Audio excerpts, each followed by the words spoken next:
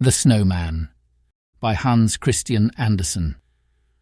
"It is so delightfully cold that it makes my whole body crackle," said the snowman. "This is just the kind of wind to blow life into one. How that great red thing up there is staring at me." He meant the sun, which was just setting. "It shall not make me wink. I shall manage to keep the pieces." He had 2 triangular pieces of tile in his head instead of eyes, and his mouth, being made of an old broken rake, was therefore furnished with teeth. He had been brought into existence amid the joyous shouts of boys, the jingling of sleigh bells, and the slashing of whips. The sun went down, and the full moon rose, large, round, and clear, shining in the deep blue. "There it comes again from the other side," said the snowman, who supposed the sun was showing itself once more. "Ah, I have cured it of staring.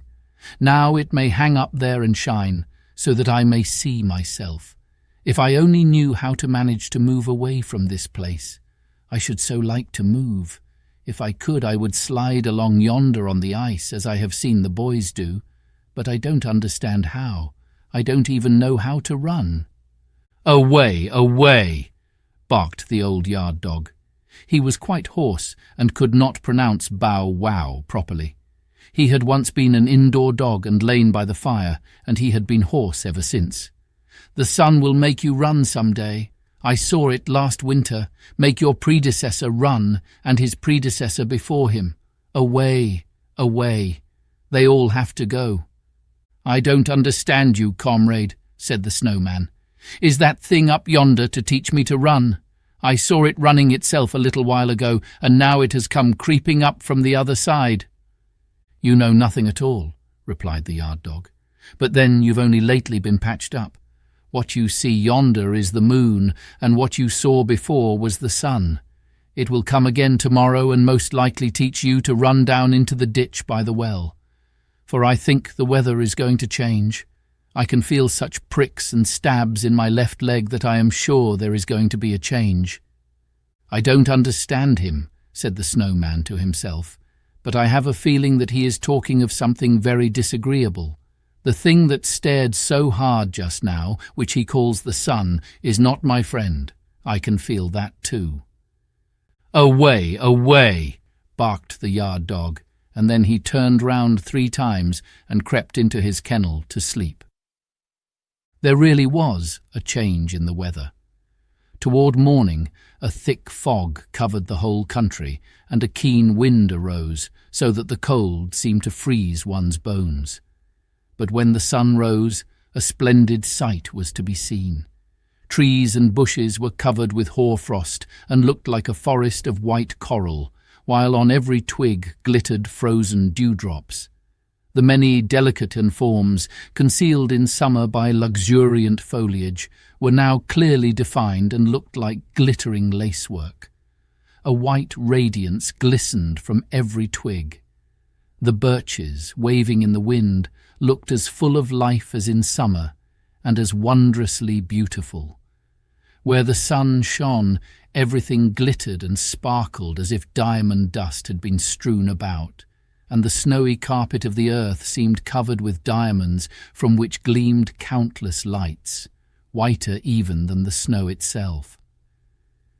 "This is really beautiful," said a girl who had come into the garden with a young friend, and they both stood still near the snowman, contemplating the glittering scene. "Summer cannot show a more beautiful sight," she exclaimed, while her eyes sparkled. "And we can't have such a fellow as this in the summer-time," replied the young man, pointing to the snowman. "He is capital." The girl laughed and nodded at the snowman, then tripped away over the snow with her friend. The snow creaked and crackled beneath her feet, as if she had been treading on starch. "Who are those 2? asked the snowman of the yard dog. "You have been here longer than I. Do you know them?" "Of course I know them," replied the yard dog. "The girl has stroked my back many times, and the young man has often given me a bone of meat. I never bite those 2. "But what are they?" asked the snowman. "They are lovers," he replied. They will go and live in the same kennel by and by and gnaw at the same bone. Away, away. Are they the same kind of beings as you and I? Asked the snowman. Well, they belong to the master, retorted the yard dog. Certainly people know very little who were only born yesterday. I can see that in you. I have age and experience. I know everyone here in the house, and I know there was once a time when I did not lie out here in the cold, fastened to a chain. Away, away. The cold is delightful, said the snowman, but do tell me, only you must not clank your chain so, for it jars within me when you do that. Away, away, barked the yard dog. I'll tell you, they said I was a pretty little fellow once. Then I used to lie in a velvet-covered chair up at the master's house and sit in the mistress's lap. They used to kiss my nose and wipe my paws with an embroidered handkerchief, and I was called Ammy, dear Ammy, sweet Ammy. But after a while I grew too big for them, and they sent me away to the housekeeper's room, so I came to live on the lower story. You can look into the room from where you stand and see where I was once master, for I was indeed master to the housekeeper. It was a much smaller room than those upstairs, but I was more comfortable, for I was not continually being taken hold of and pulled about by the children as I had been. I received quite as good food and even better. I had my own cushion, and there was a stove. It is the finest thing in the world at this season of the year. I used to go under the stove and lie down. Ah, I still dream of that stove. Away, away. Does a stove look beautiful? Asked the snowman. Is it at all like me? It is just the opposite of you, said the dog. It's as black as a crow and has a long neck and a brass knob. It eats firewood, and that makes fire spurt out of its mouth. One has to keep on one side or under it, to be comfortable. You can see it through the window from where you stand. Then the snowman looked and saw a bright, polished thing with a brass knob, and fire gleaming from the lower part of it. The sight of this gave the snowman a strange sensation.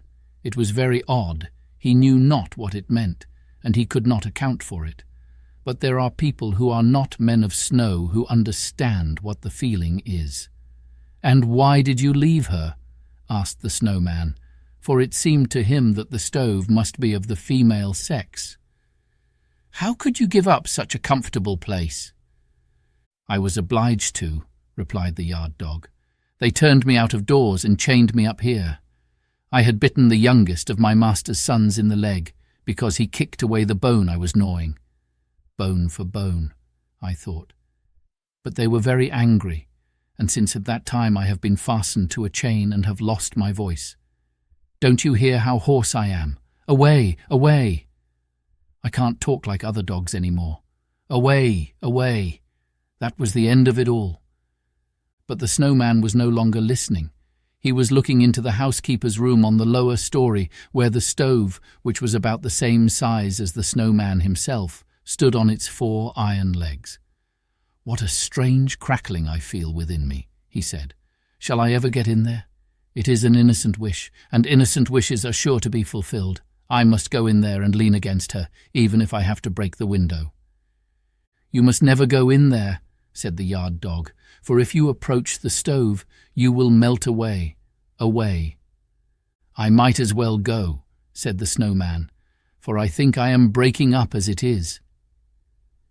During the whole day, the snowman stood looking in through the window, and in the twilight hour the room became still more inviting, for from the stove came a gentle glow, not like one of the sun or the moon. It was only the kind of radiance that can come from a stove when it has been well fed. When the door of the stove was opened, the flames darted out of its mouth, as is customary with all stoves, and the light of the flames fell with a ruddy gleam directly on the face and breast of the snowman. "I can endure it no longer," said he. "How beautiful it looks when it stretches out its tongue." The night was long, but it did not appear so to the snowman, who stood there enjoying his own reflections and crackling with the cold. In the morning, the window panes of the housekeeper's room were covered with ice. They were the most beautiful ice flowers any snowman could desire, but they concealed the stove. These window panes would not thaw, and he could see nothing of the stove, which he pictured to himself as if it had been a beautiful human being. The snow crackled and the wind whistled around him. It was just the kind of frosty weather a snowman ought to enjoy thoroughly. But he did not enjoy it. How indeed could he enjoy anything when he was so stove-sick? "That is a terrible disease for a snowman to have," said the yard dog. "I have suffered from it myself, but I got over it. Away, away," he barked, and then added, "The weather is going to change." The weather did change. It began to thaw, and as the warmth increased, the snowman decreased. He said nothing and made no complaint, which is a sure sign. One morning he broke and sank down altogether, and behold, where he had stood, something that looked like a broomstick remained sticking up in the ground. It was the pole round which the boys had built him. "Ah, now I understand why he had such a great longing for the stove," said the yard dog. "Why, there's the shovel that is used for cleaning out the stove, fastened to the pole. The snowman had a stove scraper in his body, that was what moved him so, but it is all over now.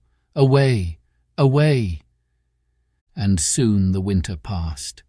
"Away, away," barked the horse yard dog, but the girls in the house sang, "Come from your fragrant home, green time, stretch your soft branches, willow tree. The months are bringing the sweet springtime, when the lark in the sky sings joyfully. Come, gentle sun, while the cuckoo sings, and I'll mock his note in my wanderings." And nobody thought any more of the snowman,